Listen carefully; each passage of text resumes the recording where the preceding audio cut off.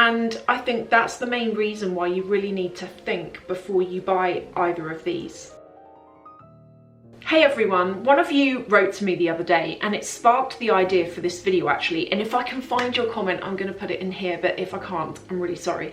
But your question was about, you have already got a handbag collection that you're building up and you predominantly buy Chanel. You're looking to add your first ever Dior to it, mainly the Lady Dior I think is what you said, and you were asking for my opinion on whether I actually have a preference to either brand and whether I think what bag I actually think is worth getting from each brand. Now a lot of you know that I mainly buy from Dior, but actually I think you'd be surprised to know that for a pretty big reason for me, I prefer Chanel. If you're looking at a once in a lifetime bag, one bag you're going to buy, you don't plan on buying any others, and you're thinking, yeah, these are two that I'd really think about, which one is actually best to go for, then hopefully I'm going to be able to cover that here. There's 6 things I'm going to cover. The first one is which do you get and why. The second point is which size do you buy. The third point is investment considerations. Is one better than the other? And when I talk about investment, I'm actually going to give you some actual examples, because I know there's a few of you that that have sold stuff and you have made the money back, which is definitely a thing, and there's a few of you that haven't done that, and so you're thinking, is it really true? Can you really make money on this stuff? Point 5 is about colour, which colours are best to go for, which are safer longer term, and then I'm going to cover at the end what I think, my true honest thoughts on each brand and what my kind of final verdict is and what I think. I'm going to start with Chanel, and I'm going to give you a really brief history of the brand, because I think that's going to in part explain what my logic is for this bag, and what my logic is actually for what bag you should buy out of the lineup of Chanel. You know, they've got like the Gabrielle, the trendy CC, the boy bag, the classic flap, the reissue. I'm going to talk about why I think that this or the reissue is the better bet to get. There you go, I've kind of given it away. So I think the brand was actually born in around 1909, so a long time ago, and there were bags being made by the brand up until that point, but nothing that really took off. It was in 1955 that the first bag that really made this popular. It was the 255, not the reissue. I'm going to come into that in a second.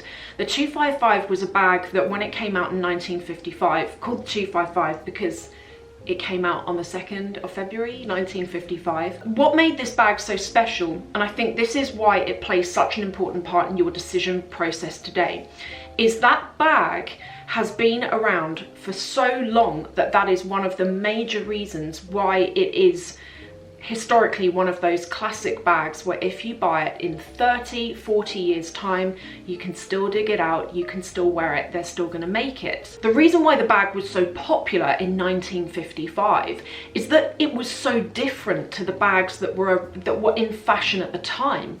Now if you think, I actually really like the style of the silhouette of the 1950s bags, because they're all based on this sort of trapeze shape. So if you look at things like the Hermes Kelly, based on a trapeze shape, and all of the bags with that kind of shape, you wore them either in your arm or in the crook of your arm.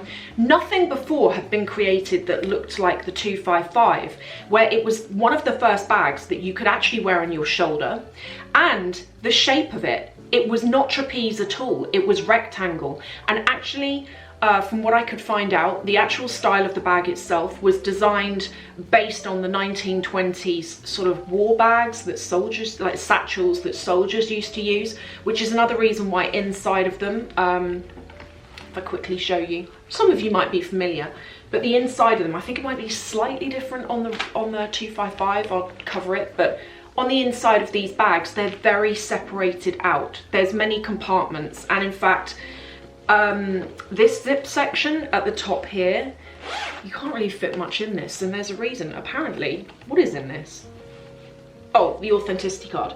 Apparently the reason for this is that Chanel used to keep her love notes in here. The 255, you can tell it because it has that square, sort of quite discreet logo lock on the front. This is actually the classic flap.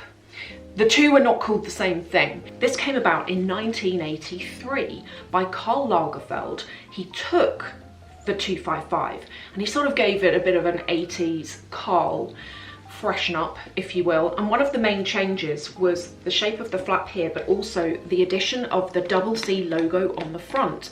And when I think about it, this, I can imagine why this was probably quite popular back in the 80s, particularly if you look at the 80s bags, because that logo's actually quite a bit bigger. 24 karat gold plated as well. That quality looked a lot better than now.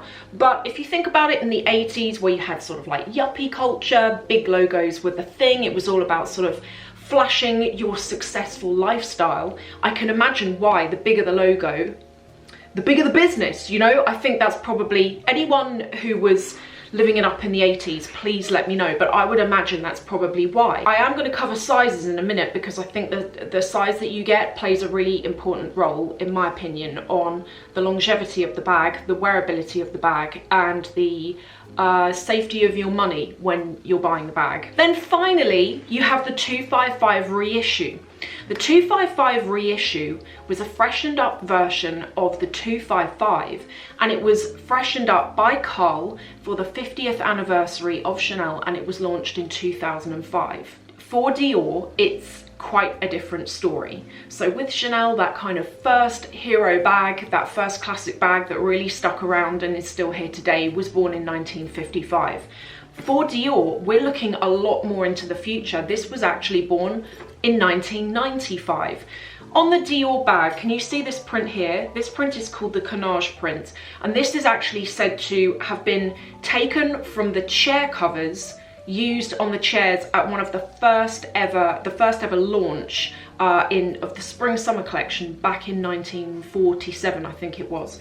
And when they recreated this bag in 1995, they pulled that forward, and I really like that. And that has sort of become the Dior monogram print, if you like, in my opinion.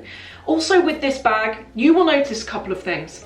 This here, you will see that the Dior logo is kind of charms. That has been done on purpose.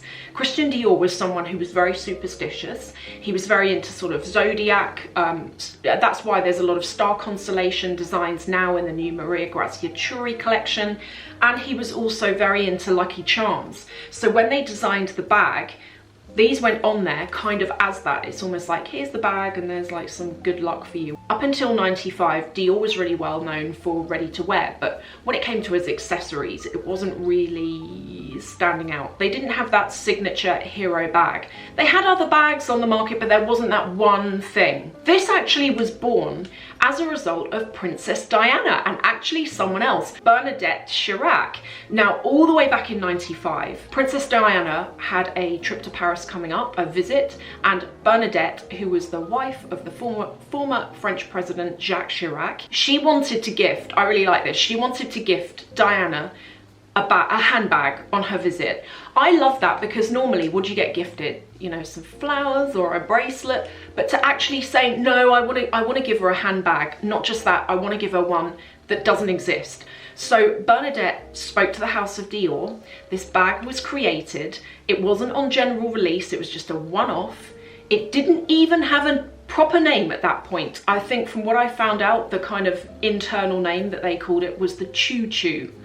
I think that's how you pronounce it. This bag was obviously one that Diana really liked, because all over the press, as you can see in some of the images here, she was seen using it quite a lot. That's a little bit of history. Now, why is it that I think you really need to think before you buy either bag?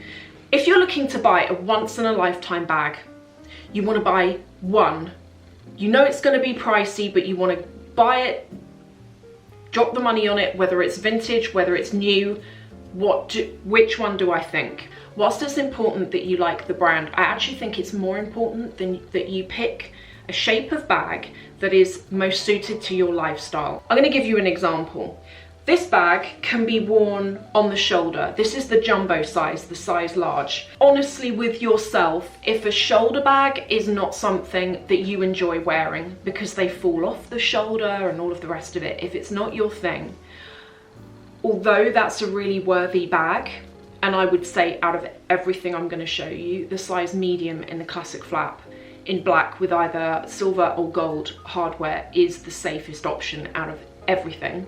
But if honestly you think it looks great, but I'm gonna find that shoulder strap quite annoying because I want to be hands-free or anything like that. I do think that's one to avoid, because although it's just brilliant and it's the safest option, that's not a bag that I use very often because I love it and I'm so glad it's in the collection for a financial reason that I'm going to come on to. But it's not a bag that I use as much as this, because I find when I go out, I like to have some, I just put it, particularly with the mini, I just wear it on my wrist and I've got everything that I need in there. Investment considerations, is one better than the other? Yes, a lot better. But the two are catching up. Do you know, in a way, there are certain bags that if you buy them, you blooming well know you're safe with the money. When you buy something that has been around for years and years and is still being made now, even I see Lady Dior's on pre-loved websites, or Chanel bags, beaten up old 1980s bags, and they're £2,000, £3,000, £4,000, £5,000 because there is still an appetite for them. And the way this works is essentially, you buy your bag, they're crazy money, but all they are ever doing is going up in price. That's all the brands do. Chanel, and I think this is probably one of the reasons why I lean more to Chanel when it comes to safety of money, is that their price rises are so crazy, and yet the demand is so high that they are something that if you put your money into it, leave it a couple of years, and you can walk away with £500, £1,000 profit more. So for example, I bought this in 2016 and it was £4,500, and I do believe at the moment, how much is this bag now? 5,000 or something, maybe even more. If I were to sell this now, I haven't even used it, it's like brand new, I would definitely, depending on the market, it might take me a bit of time to sell it, but I would definitely get my £4,500 back, because the price of them has since gone up. So whoever's buying it is actually still getting a discount, but I'm making a profit. With Dior, and possibly with the rise of social media on this brand, this is catching up.